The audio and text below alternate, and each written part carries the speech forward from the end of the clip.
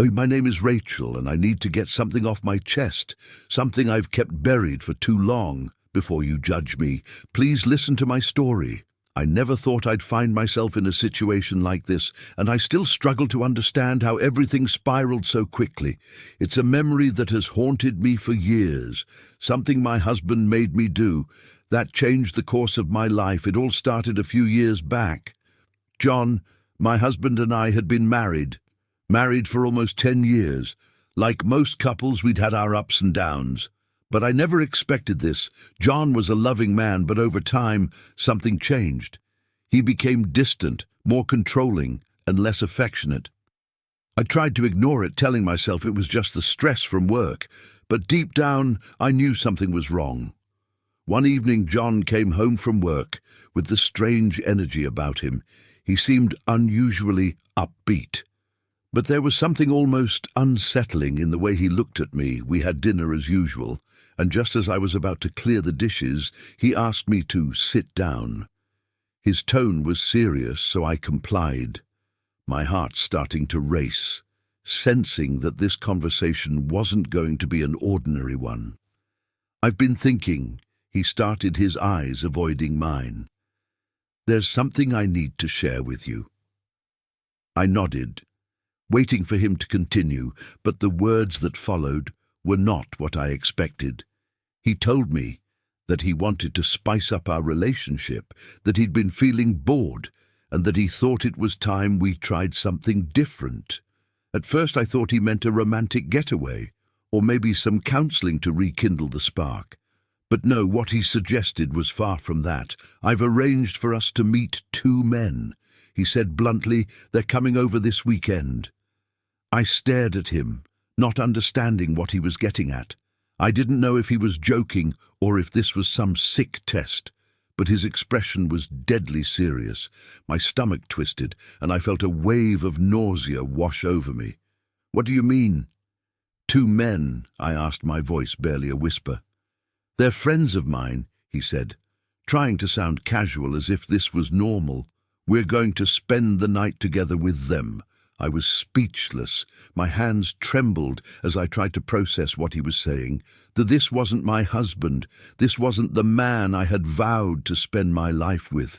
He was talking about bringing 2 strangers into our home, into our marriage, like it was nothing. The thought alone made me feel sick. But more than that, I felt betrayed. How could he even suggest something like this? "John, are you out of your mind?" I finally managed to say, my voice shaking with a mixture of disbelief and anger. "This isn't us. Why would you even?" But before I could finish, he cut me off. "Rachel, this is happening," he said, his tone sharp. "You need to understand, it's something I want, something we need." I couldn't believe what I was hearing. I loved JN, but I couldn't understand why he was pushing me into something so degrading, something that felt like it would shatter everything we'd built together. I told him no, that I wouldn't go through with it. I thought that would be the end of it, that he'd come to his senses and drop the idea, but I was wrong. Over the next few days, John grew more distant.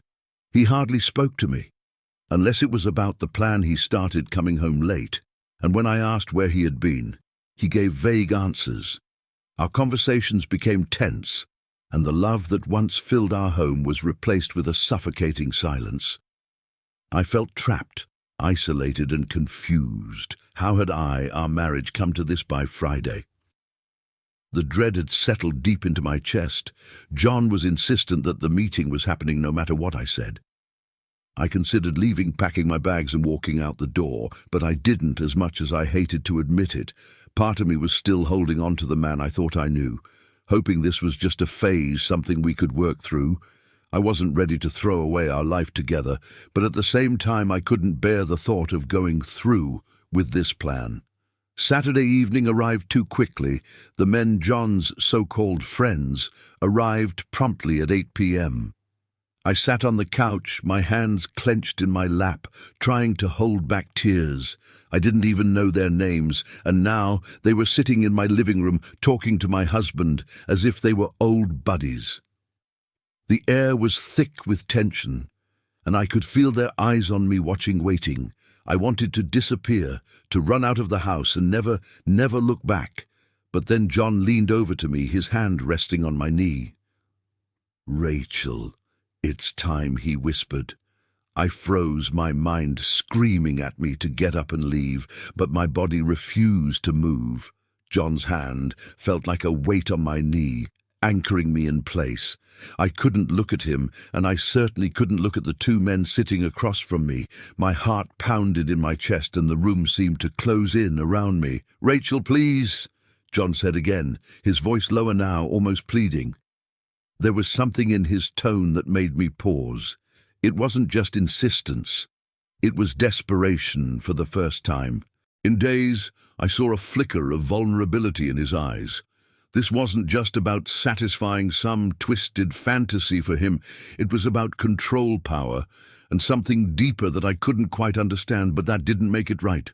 None of this felt right. "I can't do this, John," I finally whispered, my voice cracking. "This isn't who we are." He sighed heavily and sat back, rubbing his temples in frustration. "You think I want this?" He muttered more to himself than to me.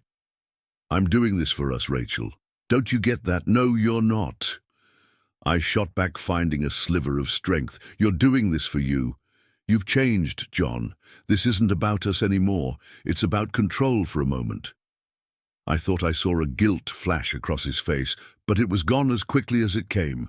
Instead, he clenched his jaw and stood up, pacing the room like a man who had lost his way. I wanted to reach out to him, to pull him back to the man I once knew, but I didn't know how we were so far from where we had started, and I wasn't sure if we could never find our way back, as the silence stretched between us. One of the men, let's call him Marcus, cleared his throat. He seemed to sense the tension, but there was an air of impatience about him. "Look," he said, his voice calm but firm. "If this isn't happening, we should probably leave." I glanced up at him, and for the first time I really looked at him. He wasn't what I expected. He was calm, respectfully. Lean, and his demeanor seemed more sympathetic than I had imagined. I had built up this idea in my head that these men were predators, but they weren't. They were just people. And somehow that made the whole situation even more confusing. I didn't want to stay. I didn't want to be part of whatever this was becoming. But the weight of everything, the years with John, the love we once shared, the hope that maybe somehow things could go back to normal, kept me sitting there. I didn't know what to do. I felt trapped, suffocated by my own indecision. Then John spoke, his voice quiet but resolute. "Rachel, if you leave, we're done." The words hit me like a punch to the gut. I looked at him in disbelief, trying to comprehend what he had just said. He had drawn a line in the sand, and I had to choose which side I was going to stand on. I felt tears welling up in my eyes, but I blinked them back, refusing to let him see me break. "I've given you everything." He continued, his voice steady but cold. "I've provided for you, loved you, and this one thing is all I'm asking for in return." I stood up, my legs shaky but determined. "This isn't love, John," I said, my voice barely above a whisper. "This is manipulation." His eyes flashed with anger, but I didn't care anymore. I couldn't do this. I wouldn't do this. I turned toward the door, fully expecting him to yell, to grab me, to try and stop me, but he didn't. Instead, I heard him mutter under his breath, something like, "You'll regret this." Maybe I would, maybe leaving was a mistake, but in that moment I knew I had to walk away. I couldn't let JN or anyone force me into something I wasn't comfortable with. As I stepped outside, the cool evening air hit my face, and I felt a strange mixture of relief and heartbreak. My legs carried me down the street, my mind racing. Where would I go? What would I do? I had no answers, only a deep sense of betrayal and loss. I wandered for what felt like hours before I found myself standing in front of my best friend Sarah's house. I knocked on the door, praying she was home. When she opened the door, saw my tear-streaked face. She didn't ask any questions. She just pulled me into a tight hug and led me inside over the next few days. I stayed with Sarah, trying to process everything that had happened. I felt empty, like a part of me had been torn away. I missed John, But I also knew I couldn't go back. The damage had been done, and there was no repairing what was broken. JN tried calling me a few times, leaving voicemails that ranged from apologetic to angry. He was all over the place, and I couldn't keep up with his shifting emotions. I didn't answer any of his calls, and eventually he stopped trying. Months passed, and I began to rebuild my life. Slowly but surely, I filed for divorce, knowing that our marriage was beyond saving. It was the hardest decision I had ever made, but in the end, it was the right one. I couldn't stay in a relationship where I was being manipulated and forced into situations that went against everything I believed in.